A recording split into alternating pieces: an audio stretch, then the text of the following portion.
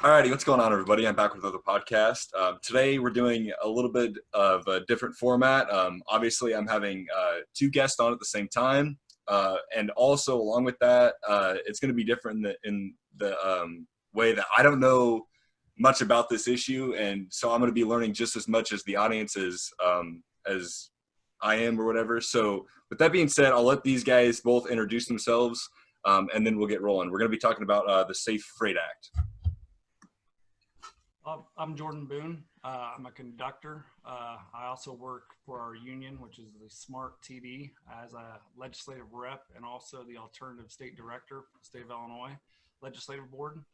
I've been railroading for over 15 years now, conductor the whole time, out of Galesburg, Illinois.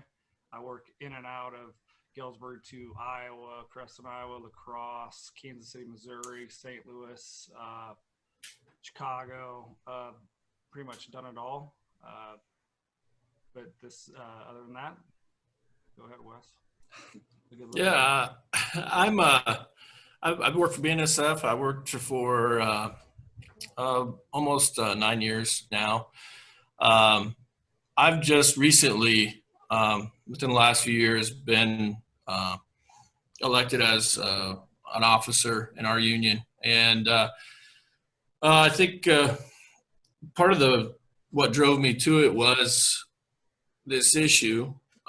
We've always, on most trains we have, or on all trains we have at least an engineer and a conductor, and it had been rumored for years and years that one day they're going to try to get rid of one of our crew members, get rid of the conductor, which is what I am. I'm a conductor, and we just really thought, well, it's not safe. They're not going to do it, and it would be something that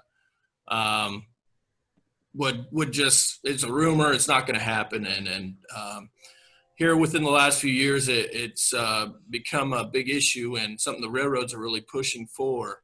And, if this, we've had, other positions on freight trains get removed. We've had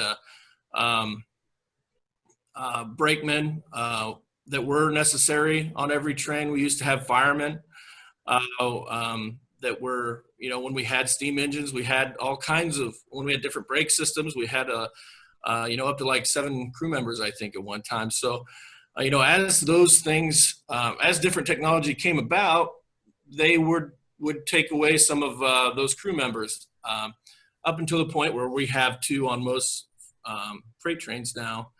And we've just gotten to the point where we can't have any less than that because it's just not safe for the engineer. It's not safe for the communities we go through. And so that's really what our issue is. And we've got, and we've been trying to fight it through legislation, through different state laws and national laws, federal laws. So that's kind of what we've been doing. And we, because people don't always understand, what we do, and don't really understand how it even affects them in their town, we've really been trying to push to get this information out there. And Jordan does a great job with that, with his legislative representative position, and both in our state and in our local, which it's been great. And we've got a lot of different things we'd love to talk about. So if you have any questions, shoot them at us, and we're more than willing to answer them.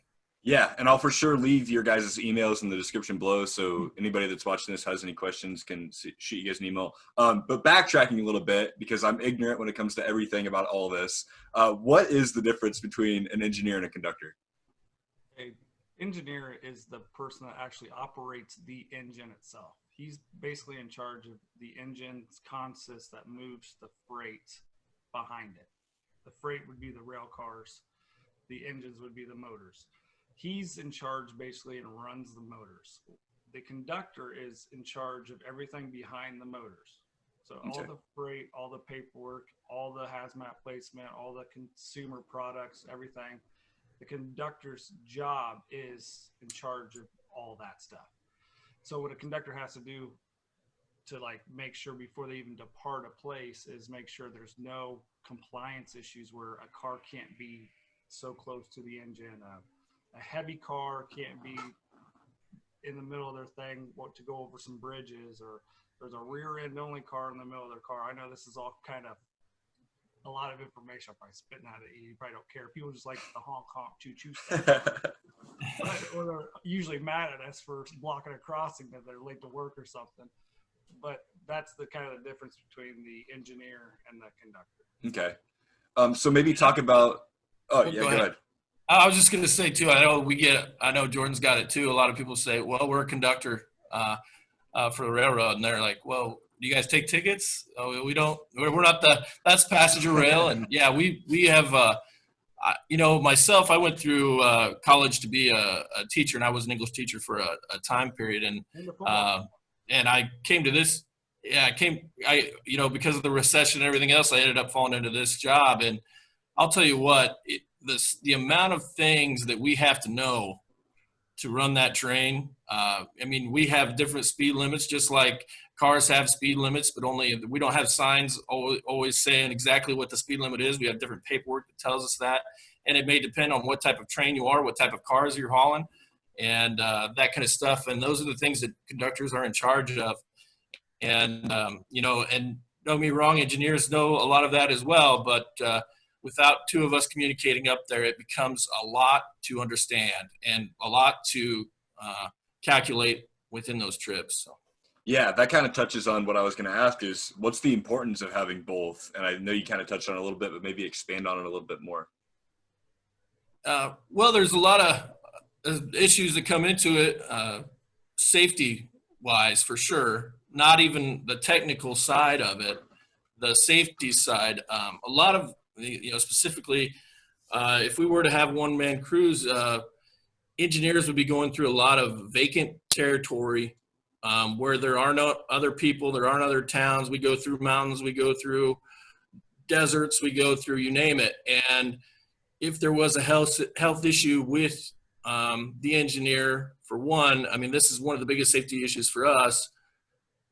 There's not a way to get him the help that he needs in that situation. So that's really important for us. And it's also, we go through these communities with hazmat, with a lot of different things, and it can be, like Jordan was talking about earlier, blocking crossings. It's part of our job to try to understand where these crossings are. And if we can, if we're going to be stopping within 10 miles, where can we fit so that we're not stopping ambulances getting from one place to another. And if there's, God forbid, derailments or whatever, the conductor's job is to handle that derailment and to go back. The engineer can't leave the motor. So if we go back and, we can pull away, cut the train and pull some explosive material away from a derailment so that it doesn't, catch fire and damage a town.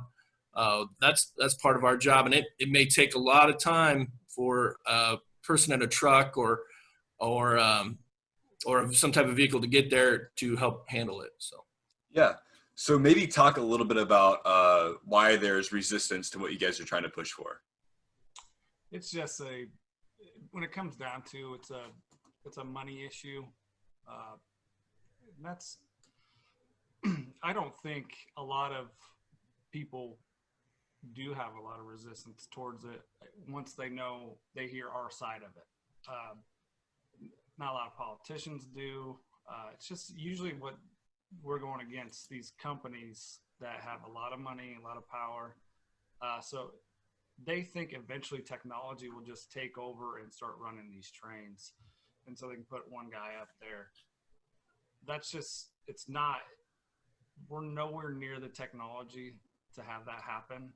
Especially, I don't think we'll ever be there because of the fact that somebody has to be at that location to do something with that train, Yeah.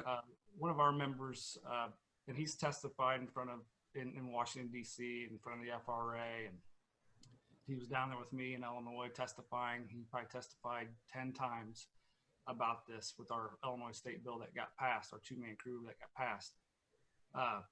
He was in the middle of the night. They came up to a road crossing in Streeter, Illinois. It was bunch of high school kids. They ran the crossing. They hit him.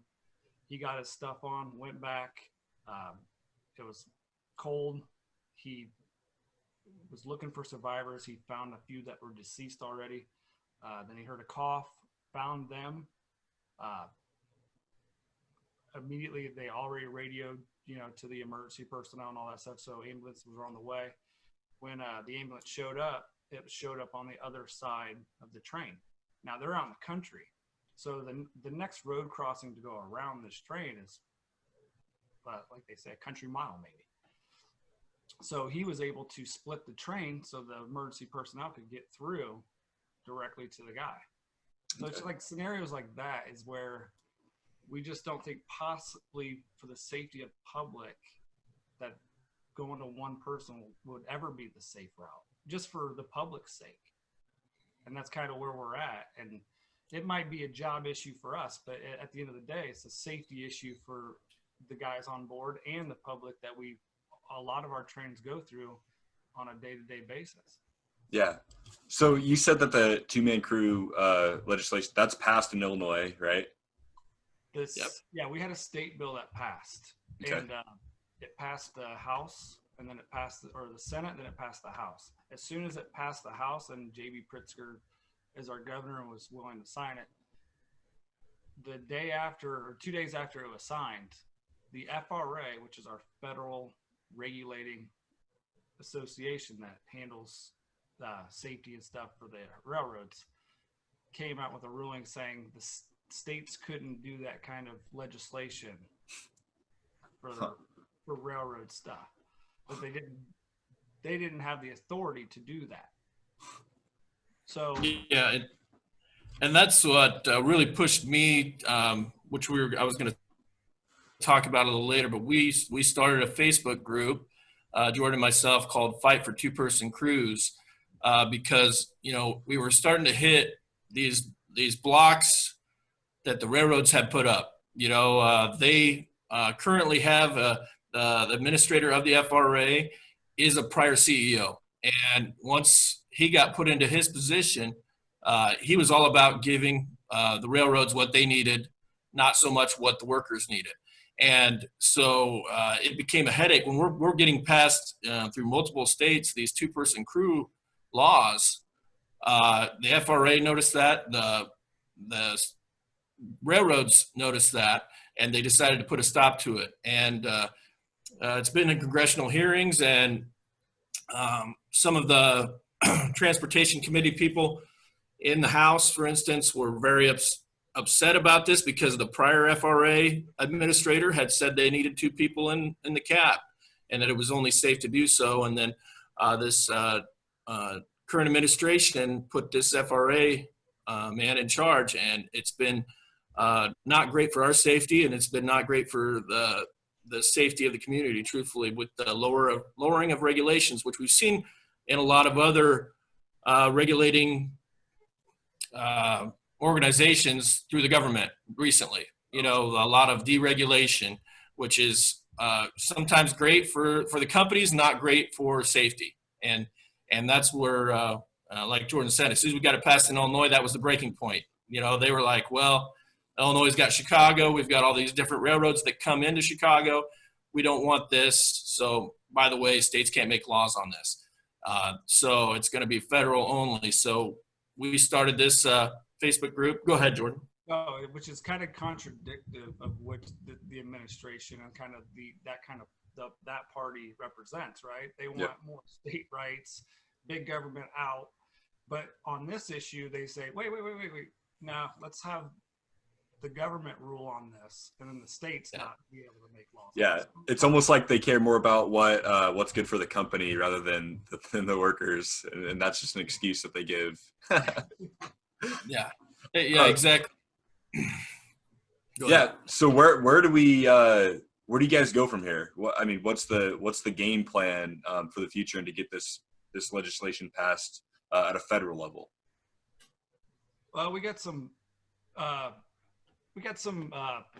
help in Washington, D.C., and our national director and the assistant national director have done some really good things recently. And we got some things coming. Hopefully that will work. It can get worked in some bills, maybe buy them, in a bigger bill and not just these bills that we have going alone.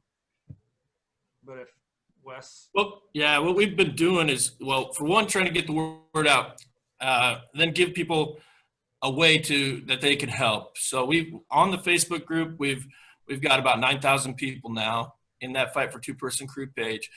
And we give links to the different bills that are available currently that they can push their legislators to get through. So the Safe Freight Act is one we've been pushing, which it includes a two-person crew legislation in it.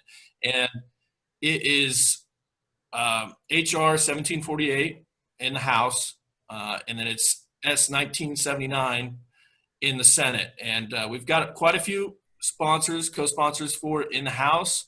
We're having a little bit of an issue getting senators to get on board. We have about 15. And, we did a rally with Bernie Sanders back in, what was that, January or February? I can't remember. So much has happened since then. but I think it was, I think it was January, was it? But anyway, we had that rally with Bernie Sanders. Bernie Sanders is, as a senator, a co-sponsor on this bill. And most actually at the time, the Democratic presidential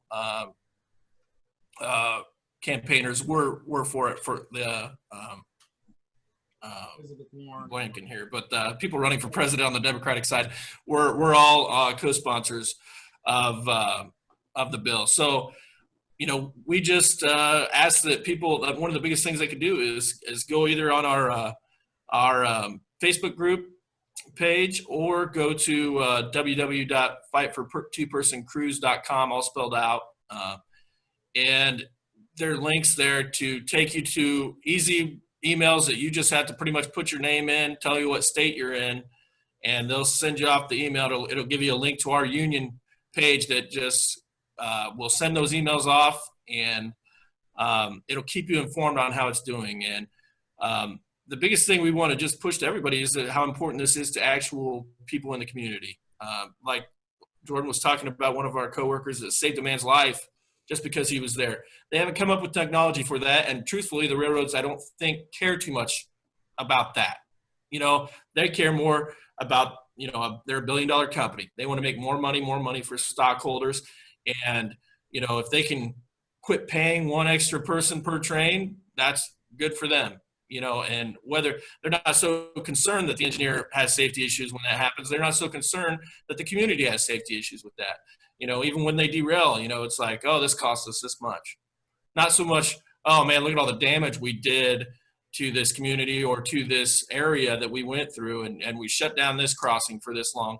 And, they're also trying to add link to these trains. So, a lot of the trains you'll see go through your town are more like, a mile and a half to 2 miles long. Well, they're wanting to make them 3 to 4 miles long.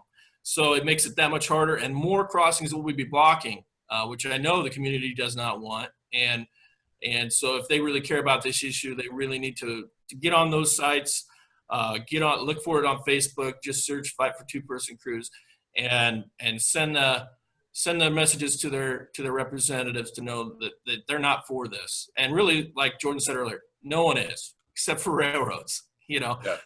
Nobody's for this. They know it's a safety concern, but people want to make, stockholders and railroads want to make more money. If you want a quick reference, and it's I know it's a very, some Canada ones have one-man crews, and Wes has a lot of the details and numbers on it, but yeah, with the FRA, I'm going to forget what year it was. They put in the rule, or the proposed rule, for two-person crews after a big accident happened in Lochmaganic in Canada. And what had happened, they had a one-person crew. The engineer by himself tried to tie down the train on top of a hill. And after he left the train, the brakes weren't strong enough to hold, and eventually it leaked some air from the air brakes, and it slid into a town, and it was full of crude oil, and took out most of the town. I think there was over 70 deaths, I don't have it right in front of me, but over 70 deaths. I think, millions of dollars of damage done to the town. The whole downtown was destroyed. There was over 100 businesses not able to open for a long time. And it was a terrible event. And that was what led us to think that we need, the FRA to think at the time that we needed two people in the cab. So, that hasn't changed. There are very few railroads that run one-person crews, and it's for a reason, but they want to push their limits. They want to make some more money. So we're just trying to get the word out, and we appreciate you giving us this opportunity, man. Yeah, absolutely. Maybe just, is there any information that we haven't touched on that you guys want to talk about before we close things out? I think. Sorry, Jordan, if you were going to talk. One thing I want to push too is how important unions are to this. Jordan's a legislative rep for our local. We have a legislative director for Illinois. We have in our union. We also have national director, an assistant director for our national. And these guys work tirelessly trying to keep safety in our jobs. And they're always working for a new route of, if we can't get it passed nationally, let's try it statewide. And then once the FRA stepped in, all right, let's get it passed nationally. And they're always looking for a route to keep us safe. And if you can support your unions, most unions have that same type of thing going on. They have their legislative departments that are trying to keep things safe, and I think Jordan could probably talk more about that. He's higher up than I am about all this stuff. So. No, yeah, it's just it's a union thing, but it's not a political party side thing. Because even in my districts, we've had Democrat, we've had Republican. Right now we have a Republican. He signed on our statewide two-person crew bill. As soon as I got the information to him and explained it as a person and not from a corporation standpoint, he understood that. So it's just not a political side thing on this. And the unions usually get labeled as more of a Democratic side kind of, labor friendly, but that's kind of not what this bill is about. It's a bipartisan thing, and it should be. We got support from both sides. More often than not, they are Democratic, supporters.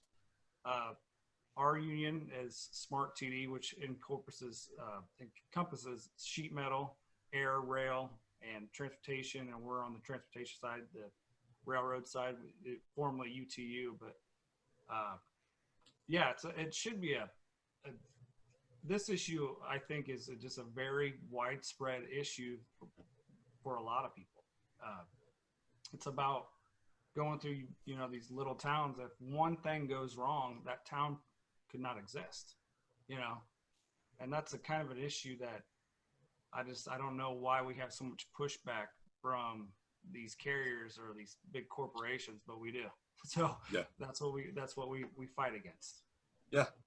Well, thank you guys. Or go ahead. Yeah, I was just gonna say, we should shout out to the BLET as well, which is the engineer union.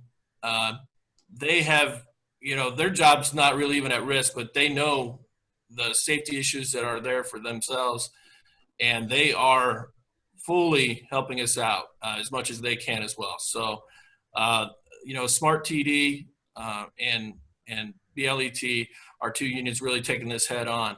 And if you can support them in any way, that'd be great. And visit our Facebook page and visit our website and fightfor2personcrews.com. Yeah. There we go. Yeah, I'll leave a link to your Facebook page, your website. I'll leave maybe your emails in the description too, just in case anybody wants to reach out and talk to you guys. But with that being said, I think that's about it. So thank you guys so much for coming on, and thank you to the audience for watching. Awesome, Sam. Thanks. Thanks.